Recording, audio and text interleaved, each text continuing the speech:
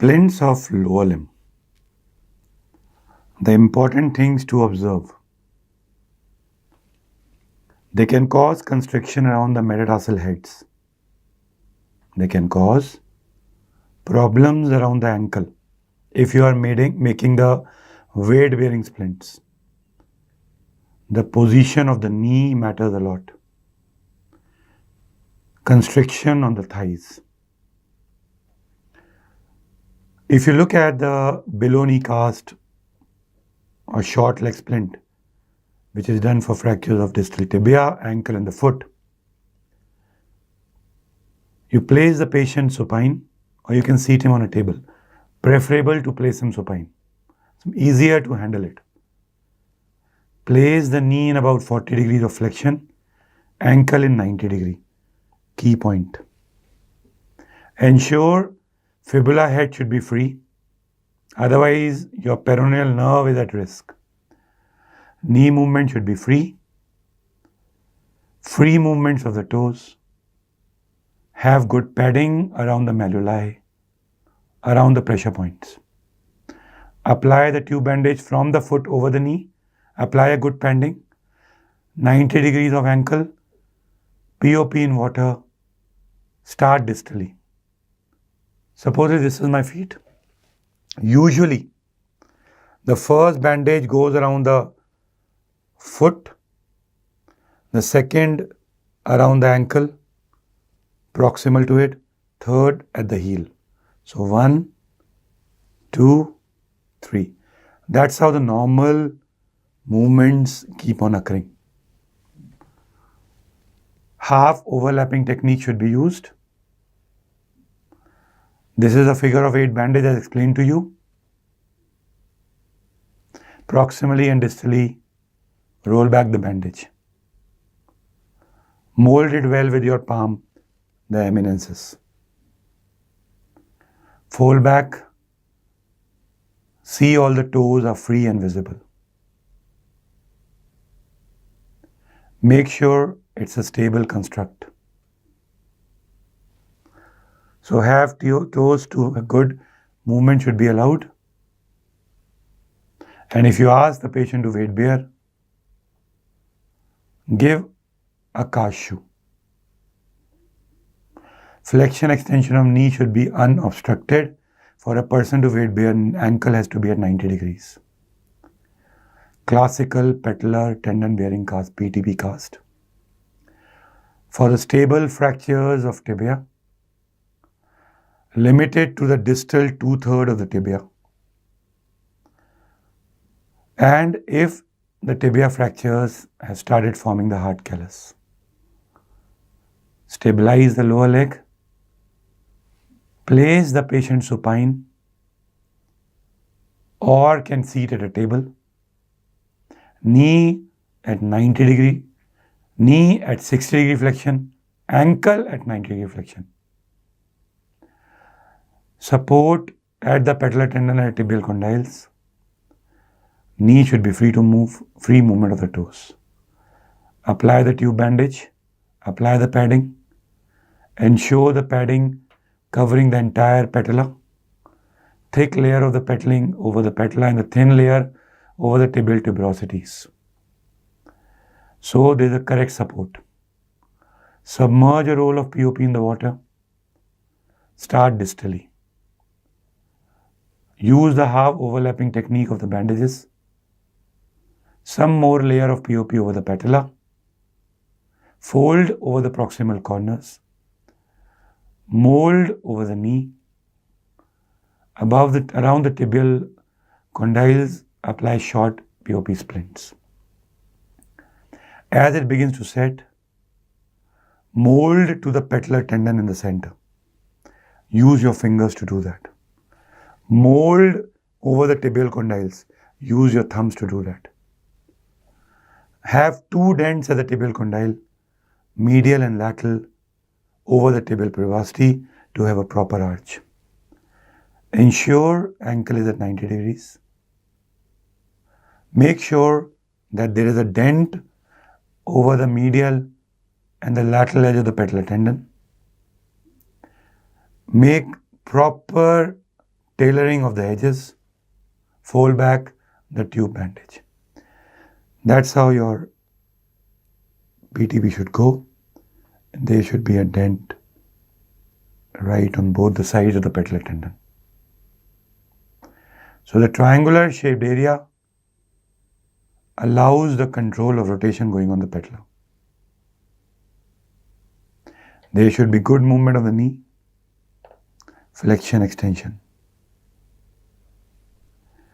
On extension, make sure that the hood that you have made over the patella should touch it. Finally, there should be good flexion, extension of knee, good movement of the toes. Toes should be free. There should be a good molding at the knee joint. So, during weight bearing, force is transmitted from the condyles to the cast and protects the fracture region from the weight bearing. When I look at the PTB versus above knee, principally the molding around the knee is the same, except in the above knee cast, there is no movement at the knee joint. So coming to the above knee or the long leg cast, fractures of the distal femur, proximal tibia, the patella, or the ligamentous rupture of the knee joint. It stabilizes the leg, the upper part of the leg, and the distal part of the thigh. It should be done in a supine position. Place the ankle in 90 degrees, 20 to 20 degrees of the flexion of the knee joint. You need an assistant for this cast. Keep ankle in a functional position. Free movement of the toes. You go right till the trochanters. Tube bandage, padding, protect the prominences, the condyles around the knee, the malleus around the ankle. Half overlapping technique, apply the cast. Make sure you go till the lesser trochanter and GT. Start from distal till the proximal. You can give a good 8 to 10 layers of POP splint properly to support over the joints. Smoothen and complete the cast. Mold around the condyles, the patella and the tibial crest. Free movements of the toes, knee in tentorial flexion, good molding around the knee joint and the ligamentum patellae. Cylinder cast. In the practice I have seen, this is the cast that can create problems. It can slide down and hit around the ankle if not properly molded around the knee joint. Fractures of distal femur, proximal tibia, patella and the ligamentous ruptures. Stabilizes principally around the knee joint. Supine position, 10 to 20 degrees of the knee flexion. Proximal extension till the lesser and the greater trochanter. Distal, 2 fingers proximal to the malleoli to allow the free movements of the ankle. Fold well on the condyles. Prevent any sores on the Achilles. Support the knee. Apply the tube bandage, apply the padding. Protect the bony prominences as discussed. Apply the first layer of semi-rigid tape from distal to proximal, half overlapping technique. Majority of the splints you go distal to proximal. Ensure the casting tape covers the LT and the GT. Cut the splint in half. Apply the first splint medially and fix in place proximally with a semi-rigid tape. Apply the second splint dorsally. So one in medial support, one dorsal to further make it strong. Fold back the tube bandage at the end. Mold the cast to the condyles, the patella and the popliteal fossa. If sometimes this is supported to the upper limb, you might have to connect with a broomstick. Hip and ankle should be free. Should not dick on Achilles. Knee should be in flexion, molding around the knee joint. So sometimes we have to apply cast in both the limbs. At that time, this broomstick type connection can be done. hip spica. This broomstick type connection is more used in a hip spica. Pediatric fractures of the femur. Stabilizes the leg and the hip. Patient is lying with the sacrum on a support, as you have to roll down the bandages around the pelvis. Place the leg in a foot support. Ensure slight flexion of the hip and the knee. Free opposite knee movement. Protect the bony prominences. Side flexion of the hip and knee joint. About 2 to 3 additional people are required. Tube bandage. Padding. There should be good padding over the stomach to provide space for breathing and eating. Apply the tube bandage.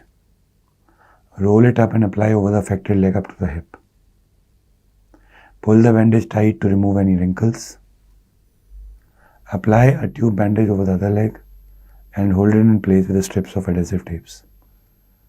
Apply good padding over the tube bandage using the half overlapping technique. It goes right till the ankle on the affected side and down to the knee on the other side.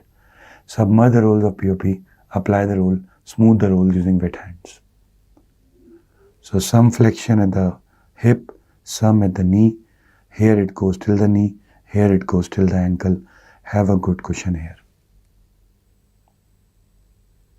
POP splints can be used to reinforce mainly around the joints. Start at the knee, pass under the body, ending over the pelvis on the contralateral side. Do not pass the splint over the stomach. Reinforce the cast with the splint, both the hips and on the affected knee. Continue over the femur to the top of the pelvis and pass the splint under the body and the contralateral side. Place a piece of broomstick on the dorsal aspect of the legs or the ventral aspect of the leg to give added stability. Place an angle from the health to the injured.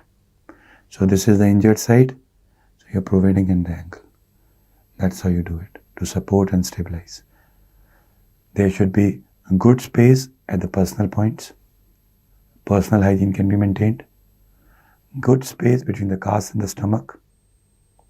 Mild flexion of the knee and the hip. Healthy knee should be free.